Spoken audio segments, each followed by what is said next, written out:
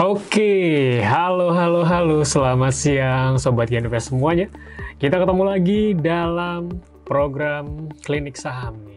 Tidak terasa udah setahun nih nggak ketemu ya. Jadi selamat tahun baru ya, nih Klinik Saham Perdana 2025.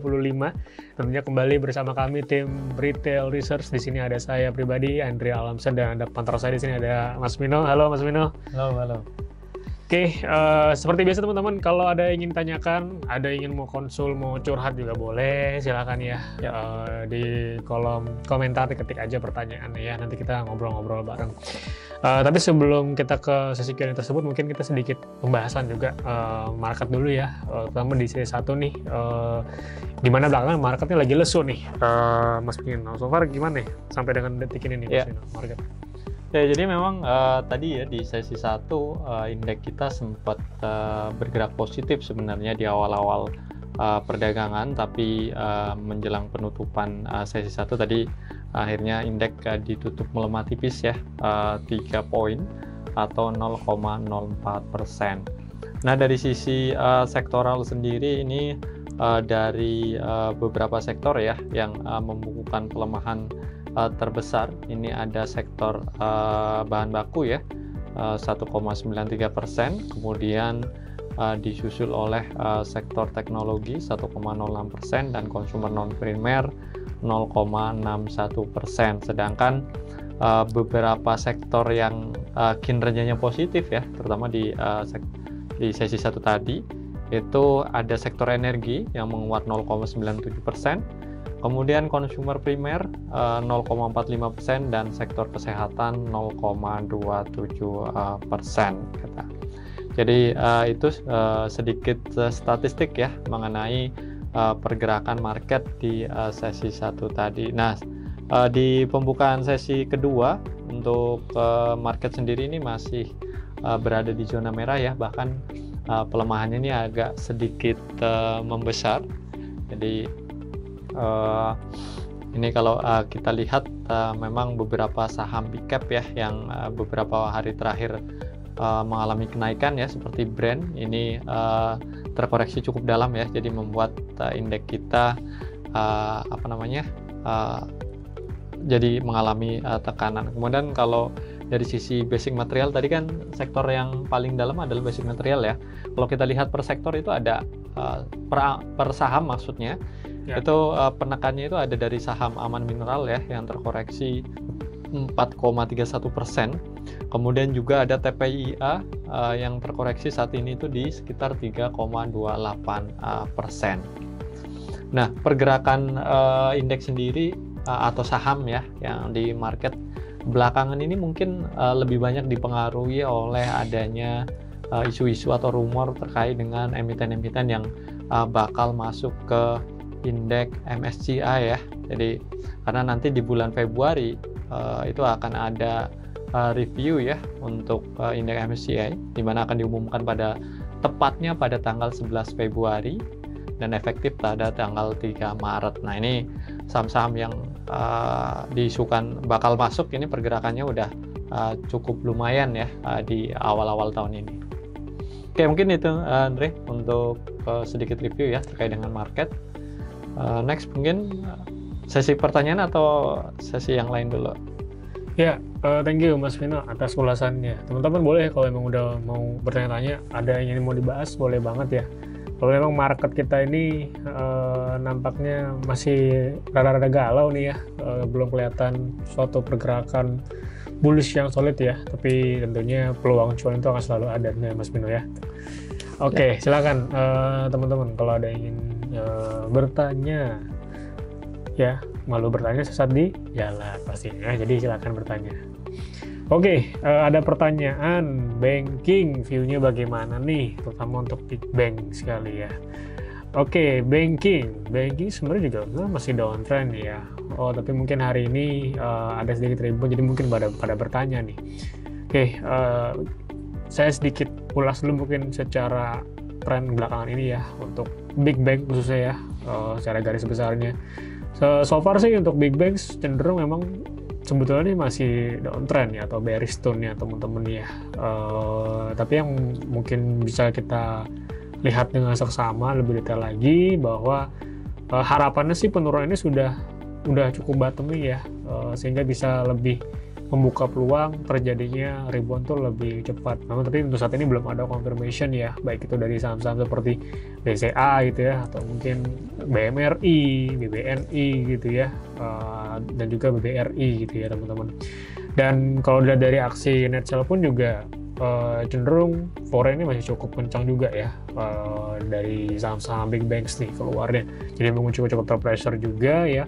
Dan kalau menurut saya sih secara technical ini belum kelihatan sih ya pola untuk rebound yang lebih confirm. Jadi mungkin hari ini lebih ke technical rebound aja, atau ya pada dasarnya ya retest level support ya teman-teman, level bottomingnya yang semoga ini sudah bisa terbentuk dan harga bisa kembali rebound. Saat ini sih belum ada sinyal yang lebih solid sih ya untuk big bank sendiri.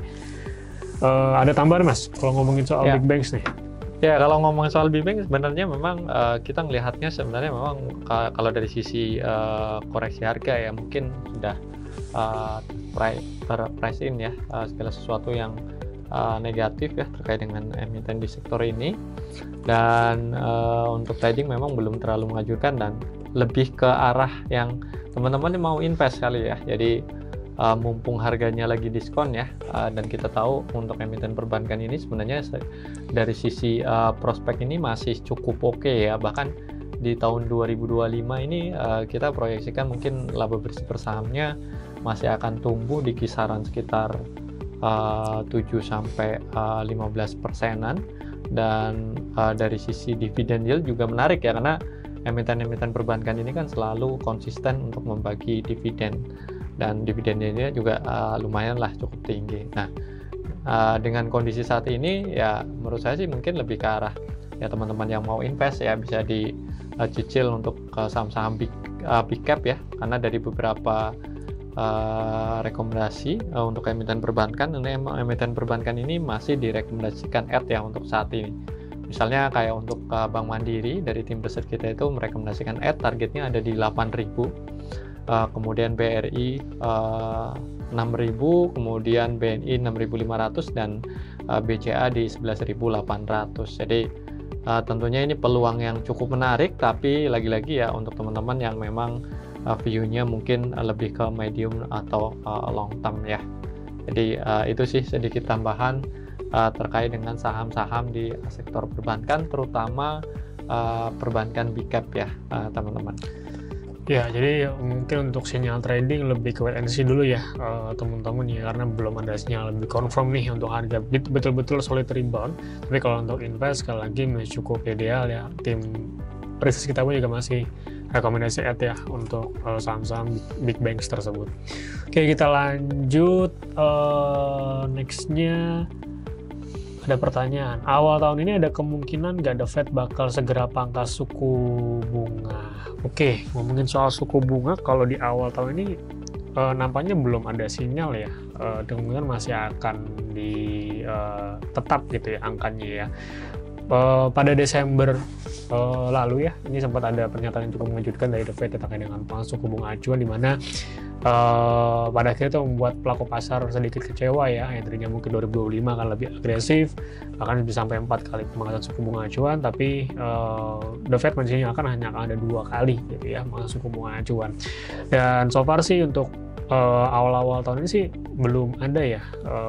Dari VMI Fed gimana nih Mas? Belum ya? Ya, untuk rapat yang nanti akan diselenggarakan di 29 Januari ya, ini probabilitasnya 95,2% untuk saat ini, itu masih akan bertahan ya di 4,5%. Jadi ini yang perlu diperhatikan. Dan tadi malam sebenarnya ada satu data yang mungkin agak relate ya sama dengan ekspektasi pemangkasan suku bunga, yaitu terkait dengan ISM service ya, atau indeks manufaktur tapi di sektor jasa, di mana angkanya ternyata lebih tinggi dari perkiraan ya. Dan ini tentunya semakin menguatkan ya bahwa dalam jangka pendek itu kelihatannya The Fed masih akan belum melakukan pemangkasan suku bunga. Bahkan kalau misalnya ISM service ini kuat, artinya ini kan inflasi di US ini bisa bisa tetap di level yang cukup tinggi ya. Nah, ini akan semakin memperkuat ya alasan The Fed untuk tetap mempertahankan suku bunganya gitu. Nah, untuk meeting The Fed sendiri ini nanti di akhir bulan ya, 29 Januari, kemudian disusul di tanggal 19 Maret ya. Jadi masih cukup lama untuk meeting yang kedua. Program makan bergizi gratis nih, apakah punya dampak positif buat saham-saham consumer? Gimana nih Mas Vino? Makan bergizi gratis yang udah berjalan ya sejak Senin ya? Ya, secara umum sebenarnya program makan siang gratis ini diharapkan bisa mendorong konsumsi ya rumah tangga di Indonesia, dan tentunya ini harapannya bisa berdampak positif terhadap ekonomi kita ya, yang selama ini ya boleh dibilang stuck di level 5%-an gitu. Jadi harapannya dengan adanya program makan siang gratis ini, ekonomi kita itu di tahun ini bisa sedikit lebih tinggi pertumbuhannya, yaitu sekitar 5% ya, dari tahun 2024 yang diperkirakan hanya akan tumbuh sekitar 4,9%. Nah, program makan siang gratis ini sendiri ini tentunya akan sedikit banyak menguntungkan beberapa emiten ya, walaupun besar kecilnya ini berbeda-beda ya terkait dengan dampaknya. Ya, salah satunya yang diuntungkan mungkin ICBP ya, yang kalau kita lihat kemarin ada salah satu produk terutama untuk susu ya yang masuk ke program makan gratis. Jadi ini tentunya bisa positif ya dampaknya, walaupun ya seberapa besarnya ini masih perlu dikaji lebih dalam lagi gitu. Kemudian emiten-emiten lain yang secara langsung mungkin juga terdampak ya, itu emiten-emiten di sektor unggas ya atau poultry ya, dimana harapannya ini kan kemarin juga ada ya yang menunya kita tahu ayam ya, setidaknya dengan adanya program makan siang gratis ini bisa mendorong adanya peningkatan permintaan ya untuk ayam ya, ayam pedaging gitu. Jadi ini tentunya bisa berdampak positif untuk emiten-emiten di sektor poultry ya consumer juga ya, subsektornya gitu. Jadi mungkin itu Andre sedikit pandangan ya terkait dengan kemungkinan dampak positif dari program makan gratis ya yang sudah dimulai ya, walaupun secara bertahap gitu. Ada nggak dampak dari penghapusan utang dari pemerintah terkait dengan downtrend banking? Gimana nih Mas Vino? Kabar penghapusan utang itu udah sempat beredar di tahun lalu ya?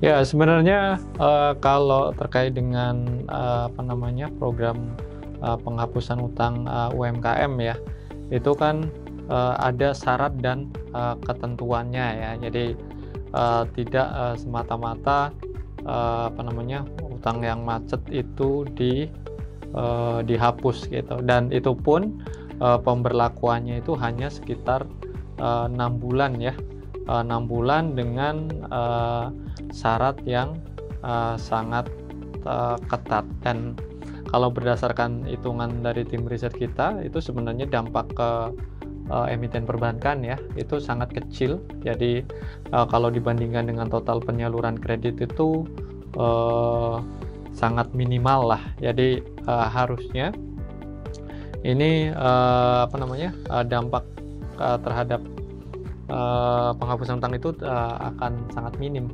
Bahkan yang menariknya adalah itu sebenarnya utang-utang yang yang udah di write off ya. Artinya ya dampaknya akan relatif kecil lah. Jadi memang di awal-awal sempat ada keraguan bahwa kebijakan ini akan menimbulkan moral hazard ya. Tapi setelah detailnya keluar, ini kita melihat bahwa dampaknya ini justru tidak akan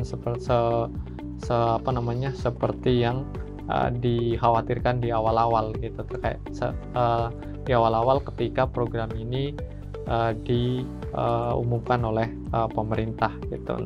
Ya, karena mungkin sudah tidak ada pertanyaan lagi, jadi kita bisa akhiri ya untuk sesi klinik saham di episode kali ini. Thank you sekali lagi buat teman-teman yang udah gabung, yang udah join. Tapi ingat, segala opini, insight yang tadi kita berikan tentunya disclaimer on ya. Untuk keputusan investasi ada di tangan teman-teman semua.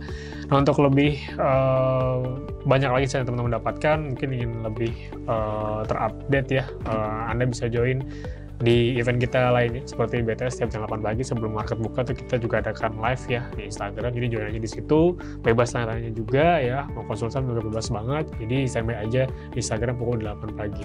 Oke, thank you semuanya, mohon maaf apabila ada kekurangan dalam acara kali ini, nanti kita ketemu lagi dalam klinik saham berikutnya. Thank you semuanya. Thank you semuanya, bye-bye.